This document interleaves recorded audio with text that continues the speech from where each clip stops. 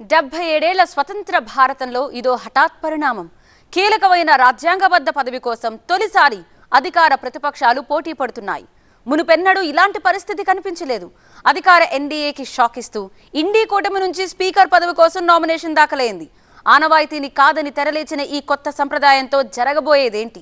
అసలు ఇప్పటి వరకు జరగని స్పీకర్ ఎన్నిక ఎలా ఉండబోతోంది? గతంలో ఏం జరిగింది? ఇప్పుడేం జరగబోతోంది? అతిపెద్ద ప్రజాస్వామ్య దేశం ముంగిట ఇప్పుడు ఇదే చర్చనీయాంశంగా మారింది.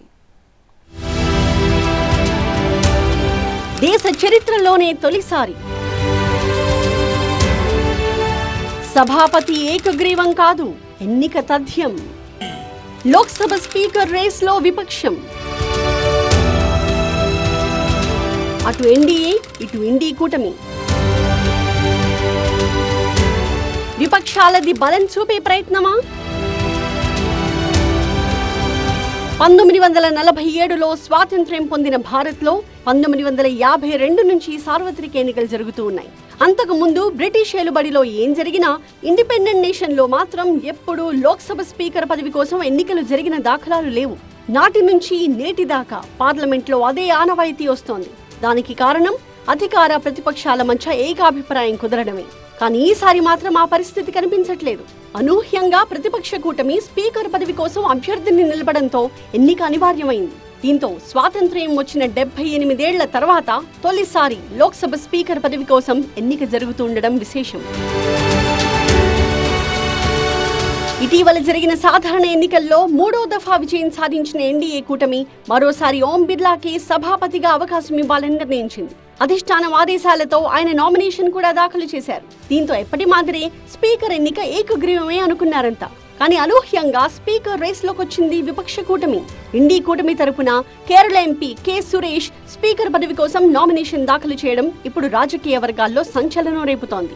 రెండు వైపుల నుంచి కూడా ఆఖరు నిమిషంలోనే నామినేషన్ పత్రాలు దాఖలవ్వడం, ఉపసంహరణ గడువు కూడా ముగిసిపోవడం స్పీకర్ ఎన్నికని అనివార్యమయ్యేలా చేశాయి. బుధవారం ఉదయం 11 గంటలకు స్పీకర్ ఎన్నిక జరగబోతోంది. డిప్యూటీ స్పీకర్ స్థానాన్ని విపక్షాలకిచ్చే అవకాశం ఉందని మొదట ప్రచారం జరిగింది. ఆ దిశగా చర్చలు కూడా జరిగినప్పటికీ ఆచరణ సాధ్యం కాలేదేమో. సభాపతి స్థానానికి అభ్యర్థిని పోటీలో పెట్టింది ఇండీ కూటమి. ఈ విషయంలో ఎవరి వాదనలు వారివే అన్నట్టుగా ఉంది వ్యవహారం. అధికార పక్షం సరైన రీతిలో వ్యవహరించలేదని విపక్షం అసంతృప్తి వ్యక్తం చేస్తోంది. ఇండీ కూటమికి డిప్యూటీ స్పీకర్ పదవి ఇవ్వాలన్న కాంగ్రెస్ ప్రతిపాదనకు ఎన్డీఏ నుంచి స్పందన లేకపోవడంతో స్పీకర్ పదవికి అభ్యర్థిని నిలబెట్టామంటోంది విపక్ష కూటమి. राजनाथ सिंह जी ने खारगे जी से कहा, देखिए आप हमारे स्पीकर को सपोर्ट कीजिए. ऑपोजिशन, पूरी ऑपोजिशन ने कहा है, हमने सब के सब से बात की है, पूरे ऑपोजिशन ने कहा है कि हम स्पीकर को सपोर्ट करेंगे, मगर कन्वेंशन ये है कि डेप्यूटी स्पीकर ऑपोजिशन को मिलना चाहिए.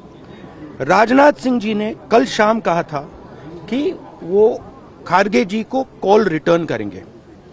अभी तक राजनाथ सिंह जी ने ఖార్గే జీ కా కాల్ రిటర్న్ నహీ కియా. అయితే ఈ అంశంలో బీజేపీ వాదన మరోలా ఉంది.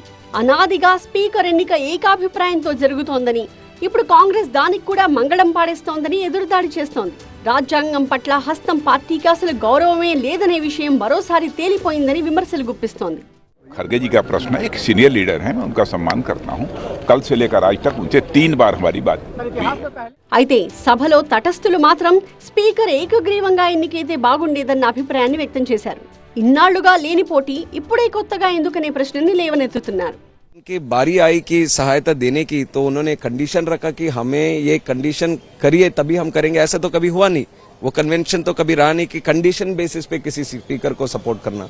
तो हमने तो इतना तक बोला कि अगर कोई और बात होती है तो सब डिस्कस करके, डिप्यूटी स्पीकर की बात अगर रहती है तो सब डिस्कस करेंगे, आपस में चर्चा करेंगे, ऑपोजिशन को भी उधर रखेंगे, उनके साथ बैठकर निर्णय लेंगे.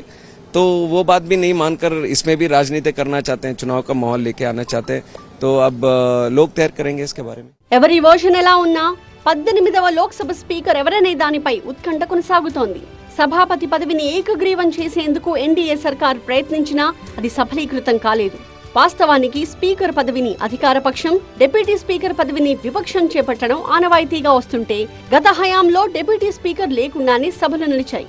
అయితే తాజా ఎన్నికల్లో దిగువ సభలో తమ బలాన్ని పెంచుకున్న ప్రతిపక్షాలు ఈసారి డిప్యూటీ స్పీకర్ పై పట్టు వీడలేదు. రంగంలోకి దిగిన కేంద్ర మంత్రి రాజ్నాథ్ సింగ్, మల్లికార్జున ఖర్గే, ఎంకే స్టాలిన్ సహా ఇండీ కూటమి నేతలతో చర్చలు జరిపారు. స్పీకర్ ఏకగ్రీవానికి ఓకే చెప్పినా డిప్యూటీ స్పీకర్ డిమాండ్ ని మాత్రం వదల్లేదు విపక్షాలు. ఎన్డీఏ సర్కార్ ఆ డిమాండ్ కి ఒప్పుకోకపోవడంతో పోటీ అనివార్యమైంది. స్వాతంత్ర్యానికి పూర్వం 1925లో అప్పటి సెంట్రల్ లెజిస్లేటివ్ అసెంబ్లీకి ఎన్నికలు నిర్వహించేవారు. ఆ తర్వాత అదే పార్లమెంటుగా మారింది. అయితే 1925 నుంచి 46 మధ్య 6 సార్లు సభాపతి పదవికి ఎన్నికలు జరిగాయి. చిట్ట చివరిగా 1946లో ఎన్నికైన కాంగ్రెస్ నేత జీవి మౌలాంకర్ ఆ తర్వాత తాత్కాలిక పార్లమెంటుకి కూడా స్పీకర్గా కొనసాగారు. అయితే 1952లో తొలి సార్వత్రిక ఎన్నికల తర్వాత లోక్సభ, రాజ్యసభలు ఏర్పడగా దిగువ సభ స్పీకర్ పదవి కోసం ఎప్పుడూ ఎన్నిక జరగలేదు. ఇక M A Ayyangar, G S Dhillon, Balram Jakhar, G M C Balayogi వరుసగా 2 విడతలు ఈ స్థానానికి ఎన్నిక కావడం విశేషం. గత 2 టర్మ్లలో మాదిరిగా లేదిప్పుడు పరిస్థితి. ఈ దఫా సభలో ఎన్డీఏతో దాదాపు సరిసమానంగా ఇండీ కూటమి సంఖ్యాబలం కూడా ఉంది. ఇలాంటి పరిస్థితుల్లో 2 కూటముల నుంచి స్పీకర్ పదవి కోసం అభ్యర్థులు బరిలో ఉన్నారు. దీంతో జరగబోయే స్పీకర్ ఎన్నికపై ఉత్కంఠ నెలకొంది. సభలో అనుకూల, వ్యతిరేక సభ్యుల ఓట్లను లెక్కించడం ద్వారా స్పీకర్ ఎవరనేది తేల్చే అవకాశం ఉంది. ఈ అంశంపై ఓటింగ్ ని ప్రోటెం స్పీకర్ ఆధ్వర్యంలోనే నిర్వహిస్తారు. క్రాస్ ఓటింగ్ జరిగే అవకాశం లేకుండా అన్ని పార్టీలు తమ ఎంపీలకు విప్ ని జారీ చేస్తాయి. ఒకవేళ ఎన్డీఏ కూటమి నాయకత్వం దిగొచ్చి డిప్యూటీ స్పీకర్ పదవి ఇండీ కూటమికి అప్పగించేందుకు అంగీకరిస్తే స్పీకర్ ఎన్నికలో పాత పద్ధతే అమలవుతుంది. సభాపతి ఎంపిక ఏకగ్రీవం అవుతుంది. మరి ఈ ఎపిసోడ్ లో ఏం జరుగుతుందో చూడాలి.